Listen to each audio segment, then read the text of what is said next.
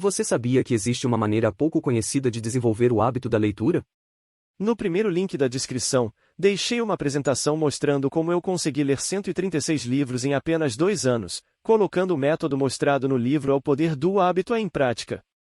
Acesse agora mesmo e aprenda a desenvolver o hábito número 1 das pessoas mais bem-sucedidas do planeta. I've ever done has started small. Amazon started with a couple of people, and Blue Origin started with 5 people, and the budget at Blue Origin was very, very small. Now the budget at Blue Origin approaches $1 billion a year, and next year it'll be more than $1 billion. And Amazon, it literally was 10 people. Today it's 500,000 people, but it's hard to remember for you guys, but for me it's like yesterday I was driving the packages to the post office myself, and hoping one day we could afford a forklift. And so for me, I've seen small things get big, and it's part of this day one mentality. I like treating things as if they're small. You know, Amazon, even though it is a large company, I want it to have the heart and spirit of a small one. And you were telling me that you had to go deliver the books to the post office yourself. I was doing that for years. And I was packing boxes on my hands and knees. In the first month, I was packing boxes on my hands and knees on the hard cement floors. And with somebody else standing next to me, kneeling next to me, we're packing. And I said, you know what we need? Knee pads. This is killing my knees. And this guy packing alongside me said, we need packing tables. And I was like, oh, that's the most brilliant idea I've ever heard. And the next day I went and bought packing tables, and it like doubled our productivity. After books, we started selling music, and then we started selling videos. And then I got smart, and I emailed 1,000 randomly selected customers and asked them, besides the things we sell today, what would you like to see us sell? And that answer came back incredibly long-tailed. The way they answered the question was with whatever they were looking for at that moment. So like I remember one of the answers was, I wish you sold windshield wiper blades because I really need windshield wiper blades. And I thought to myself, we can sell anything this way. You have to use heart and intuition, there has to be risk-taking, you have to have instinct. All the good decisions have to be made that way. You do it with a group, you do it with great humility, because, by the way, getting it wrong isn't that bad. That's the other thing. When we make mistakes, and we've made doozies, like the Fire Phone and many other things that just didn't work out, we don't have enough time for me to list all of our failed experiments, but the big winners pay for thousands of failed experiments.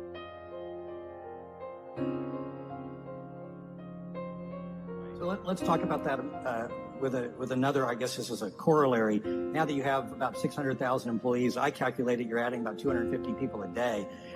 You've mentioned that you're trying to fend off day 2. Yeah. And you've said that day 2 is stasis, followed by irrelevance, followed by excruciatingly painful decline, followed by death. That is why it is always day 1. Yeah. How's that work? Well, so day 1, this is a phrase that we use at Amazon all the time. I've been using it in my first annual shareholder letter from 20 years ago. And we say it's always day 1. And it needs to be day 1 for the reason that you just mentioned. And so the real question for me is, how do you go about maintaining a day 1 culture? You know, it's great to have the scale of Amazon. We have financial resources. We have lots of brilliant people.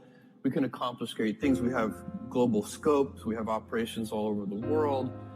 But the downside of that is that you can lose your nimbleness. You can lose your entrepreneurial spirit. You can lose that kind of heart that small companies often have. And so if you could have the best of both worlds, if you can have that entrepreneurial spirit and heart, while at the same time having all the advantages that come with scale and scope, think of the things that you could do. And so the question is, how do you achieve that?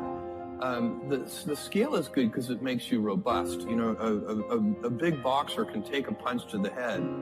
The question is, you also want to dodge those punches. So you'd like to be nimble.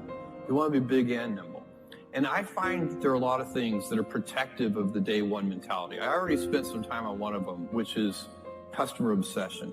I think that's the most important thing. If you can, and it gets harder as you get bigger. When you're a little tiny company, say you're a 10-person startup company, every single person in the company is focused on the customer.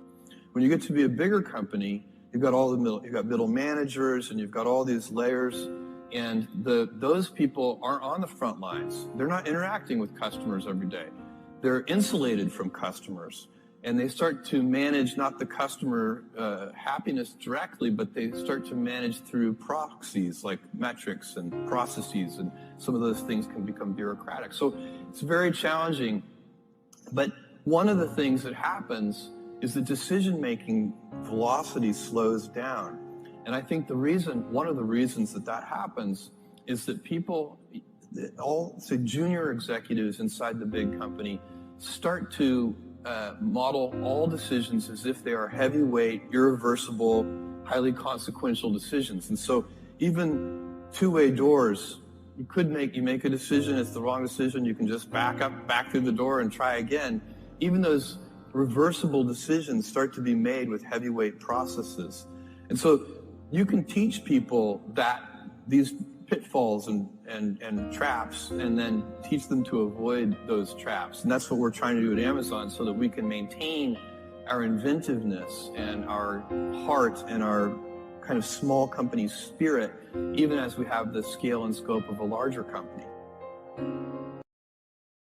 E se você gostou do vídeo, não se esqueça de deixar o seu like. Todos os dias às 19 horas publicamos um conteúdo novo por aqui. Obrigado por nos assistir.